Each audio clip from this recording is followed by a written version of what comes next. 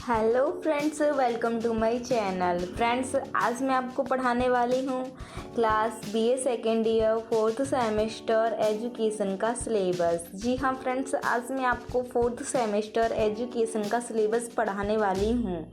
Friends, syllabus को पढ़ने से पहले मैं आपको एक बात और बता दूँ कि अगर आपने अभी तक जियोग्राफी फोर्थ सेमेस्टर का सिलेबस नहीं देखा है या फिर अगर आपने फोर्थ सेमेस्टर सोशोलॉजी का सिलेबस नहीं देखा है या फिर अगर आपने फोर्थ सेमेस्टर संस्कृत विषय का सिलेबस नहीं देखा है तो फ्रेंड्स, आप इन सभी सब्जेक्ट्स का सिलेबस हमारे चैनल के नेम से सर्च करके या फिर इस वीडियो के डिस्क्रिप्शन में जो लिंक दी गई हैं उनसे देख सकते हैं, क्योंकि फ्रेंड्स वो सिलेबस की वीडियोस देखना आपके लिए काफ़ी महत्वपूर्ण हो जाता है। क्योंकि फ्रेंड्स, हर एग्ज़ाम की तैयारी करने से पहले हर सब्जेक्ट का आपको सिलेबस पता होना चाहिए, देन आपको उसका मॉडल पेपर पता होना चाहिए, तभी आप 95 प्लस ला सकते हैं।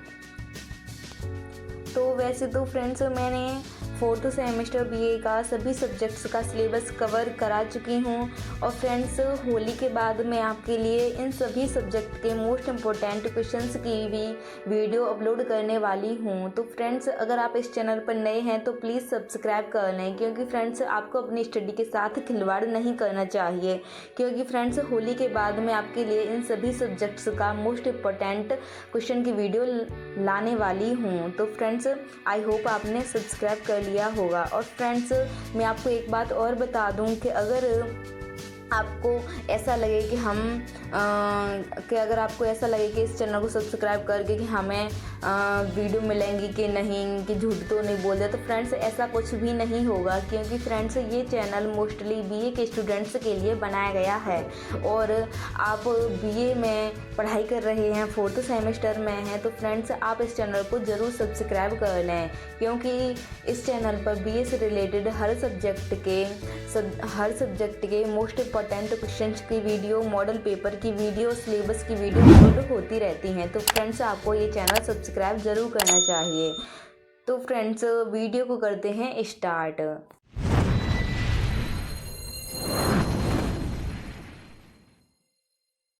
तो फ्रेंड्स, आज हम शिक्षा शास्त्र का सिलेबस पढ़ने वाले हैं class BA second year fourth semester का।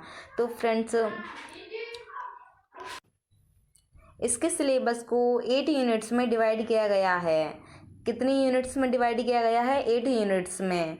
और जो आपका एजुकेशन का पेपर होगा फोर्थ सेमेस्टर का, इसका टाइटल क्या है? साइकोलॉजिकल पर्सपेक्टिव्स ऑफ एजुकेशन, यानी हिंदी में इसका तात्पर्य है कि शिक्षा के मनोवैज्ञानिक दृष्टिकोण। यानी आपका जो पेपर होगा फोर्थ सेमेस्टर का, उसका नेम क्या है, पेपर नेम क्या है? तो उसका नाम है शिक्षा के मनोवैज्ञानिक दृष्टिकोण। तो आइए इसकी फर्स्ट यूनिट को पढ़ना स्टार्ट करते हैं। तो आपको इसकी फर्स्ट यूनिट में पढ़ना है शिक्षा एवं मनोविज्ञान के बारे में।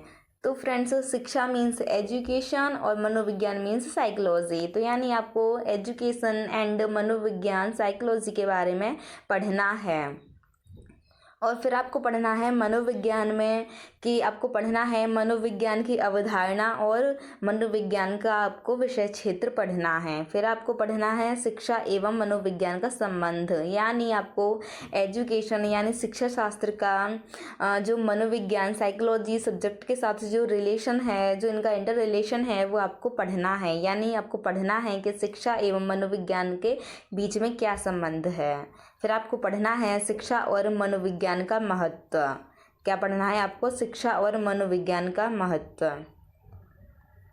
फिर आपको पढ़ना है शिक्षा मनोविज्ञान की अध्ययन विधि। क्या पढ़ना है? शिक्षा और मनोविज्ञान की अध्ययन विधि। आई होप आपने इस फर्स्ट यूनिट के सिलेबस को नोट कर लिया होगा। और फ्रेंड्स, आपको एक बात और बता दूं कि जो आपके कॉलेजेस में जो असाइनमेंट बनवाए जा रहे हैं सभी सब्जेक्ट्स के, उसके भी आपको वीडियो अपलोड कराए जाएंगे। अब उसके भी आपको वीडियोस मिलेंगे कि आप कैसे कैसे असाइनमेंट अपना तैयार कर सकते हैं, और वो भी फुल तैयार करके दूंगी मैं आपको, बस वो आपको कॉपी करना है। तो फ्रेंड्स आपको असाइनमेंट के वीडियोस भी मिलने वाले हैं और जो आपकी प्रैक्टिकल फाइल बनती है, जो जियोग्राफी भूगोल विषय में जो आपकी प्रैक्टिकल फाइल बनती है वो भी आपको प्रोवाइड की जाएगी, वो भी पूरी कंप्लीट की गई। जितने भी सारे क्वेश्चंस करवाए जा रहे हैं कॉलेज के द्वारा, उन सभी क्वेश्चंस को काफ़ी अच्छे तरीके से ढंग से सचित्र वर्णन करके उन सभी क्वेश्चन का आपको प्रोवाइड की जाएगी वो फाइल। तो फ्रेंड्स आप तैयार रहें उन सभी वीडियोस को देखने के लिए। तो फ्रेंड्स अब आप पढ़ेंगे यूनिट सेकंड को। तो यूनिट सेकंड में क्या सिलेबस है शिक्षा शास्त्र का, तो इसमें आपको पढ़ना है विकास की प्रक्रिया। क्या पढ़ना है? विकास की प्रक्रिया, यानी विकास किस किस तरह से होता है, विकास किस किस क्रिया द्वारा गुजर कर होता है, तो यानी विकास की प्रक्रिया। तो इसमें आपको पढ़ना है विकास का अर्थ पढ़ना है और विकास का रूप पढ़ना है। फिर आपको पढ़ना है विकास और वृद्धि, यानी विकास और वृद्धि में क्या संबंध है, यानी विकास और वृद्धि क्या होते हैं, और यानी विकास और वृद्धि में क्या अंतर है। फिर आपको पढ़ना है विकास के चरण, यानी विकास किस किस चरण से गुजरता है। फिर आपको पढ़ना है विकास के रूप, जैसे कि शारीरिक, मानसिक, भावात्मक, सामाजिक, गत्यात्मक विकास और भाषा विकास। क्या पढ़ना है? भाषा विकास। आई होप आपने सेकंड यूनिट भी नोट कर ली होगी। फिर आपकी आती है यूनिट नंबर थर्ड। आपको यूनिट थर्ड में पढ़ना है अधिगम, जिसे क्या कहते हैं हिंदी में? सीखना।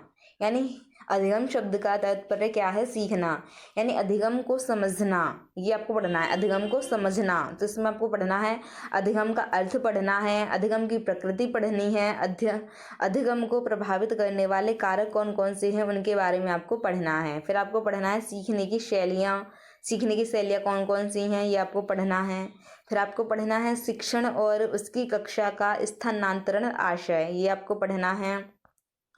यहाँ पर कुछ अधिगम से रिलेटेड सिद्धांत दिए गए हैं, अधिगम से रिलेटेड जो सिद्धांत दिए गए हैं आइए उनको जानते हैं। इसमें दिया गया है पहला सिद्धांत पावलाव का शास्त्रीय अनुबंध सिद्धांत। इसमें आपको पढ़ना है पावलाव का शास्त्रीय अनुबंध सिद्धांत। फिर आपको पढ़ना है स्किनर का क्रिया प्रसूत अनुबंध सिद्धांत।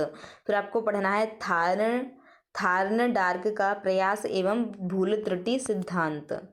फिर अनुबंध का चौथा सिद्धांत है आपका गेस्टाल्ट के सिद्धांत एवं उसका शैक्षिक निहितार्थ। आई होप आपने यूनिट थर्ड भी नोट कर ली होगी। आइए जानते हैं आपको यूनिट फोर्थ में क्या पढ़ना है। इसमें आपको पढ़ना है व्यवहार के आधार या नींव। व्यवहार के आधार पढ़ने हैं या फिर इसकी नींव पढ़नी है। आपको पढ़ना है व्यवहार की वृद्धि। फिर आपको पढ़ना है सनसनी, धारणा और अवधारणा। फिर आपको पढ़ना है प्रेरणा के बारे में। फिर आपको पढ़ना है स्मृति के बारे में। फिर आपको पढ़ना है ध्यान और रुचि के बारे में। फिर आपको पढ़ना है सोच और तर्क और कल्पना के बारे में। फिर आपको पढ़ना है आदत, थकान के बारे में। आई होप आपने यूनिट फोर्थ भी नोट कर ली होगी। आइए जानते हैं यूनिट फिफ्थ में आपको क्या पढ़ना है। इसमें आपको पढ़ना है व्यक्तिगत विभिन्नता के बारे में। व्यक्तिगत विभिन्नता के बारे में आपको पढ़ना है। व्यक्तिगत विभिन्नता का आपको अर्थ जानने को मिलेगा, इसका प्रकार जानने को मिलेगा और व्यक्तिगत विभिन्नता के कारण, इस व्यक्तिगत विभिन्नता के क्या क्या कारण होते हैं, क्या क्या कारण हो सकते हैं, वो भी आपको जानने को मिलेंगे। और आपको जानने को मिलेगा व्यक्तिगत विभिन्नता और शिक्षा, यानी आपने जाना कि एजुकेशन का जो अदर सब्जेक्ट है उनके साथ क्या रिलेशन है। आपने जाना कि फर्स्ट यूनिट में आपको पढ़ना है मनोविज्ञान और एजुकेशन, मनोविज्ञान और शिक्षा का संबंध, वो आपको जानना है। फिर यूनिट फिफ्थ में आपको एक और जानने को मिलेगा कि व्यक्तिगत विभिन्नता और शिक्षा, यानी व्यक्तिगत विभिन्नता के साथ शिक्षा का क्या रिलेशन है, इन दोनों के बारे में भी आपको जानना है। आइए जानते हैं आपको यूनिट 6 में क्या पढ़ना है। इसमें आपको पढ़ना है अधिगम की विशेष आवश्यकता। क्या पढ़ना है? अधिगम की विशेष आवश्यकता। इसमें आपको पढ़ना है मानसिक रूप से मंद बच्चे, प्रतिभाशाली बच्चे, दिव्यांग या विकलांग बच्चे। यूनिट 7 में आपको पढ़ना है मानसिक स्वास्थ्य और समायोजन के बारे में। क्या पढ़ना है? मानसिक स्वास्थ्य और समायोजन के बारे में। फिर आपको पढ़ना है मानसिक स्वास्थ्य के अध्ययन की अवधारणा और आवश्यकता के बारे में। फिर आपको पढ़ना है मानसिक स्वास्थ्य को प्रभावित करने वाले कारक के बारे में। फिर आपको पढ़ना है मानसिक स्वास्थ्य और शिक्षा के बारे में। देखो यहाँ पर भी आपको जानने को मिलेगा कि मानसिक स्वास्थ्य और शिक्षा के बारे में। फिर आपको पढ़ना है समायोजन के बारे में, यानी समायोजन का अर्थ और इसकी प्रक्रिया वो आपको पढ़ना है। आइए जानते हैं इस सिलेबस के आपके आखिरी यूनिट में क्या पढ़ना है। इसमें आपको पढ़ना है शिक्षण और सीखने की प्रक्रिया। शिक्षण और सीखने की प्रक्रिया में आपको पढ़ना है शिक्षण की आवश्यकता। फिर आपको पढ़ना है सीखने और सिखाने के बीच संबंध, इनके बीच क्या संबंध है, सीखने और सिखाने के बीच में क्या संबंध है, ये आपको पढ़ना है। फिर आपको पढ़ना है अनुबंधन बनाम शिक्षण पढ़ना है।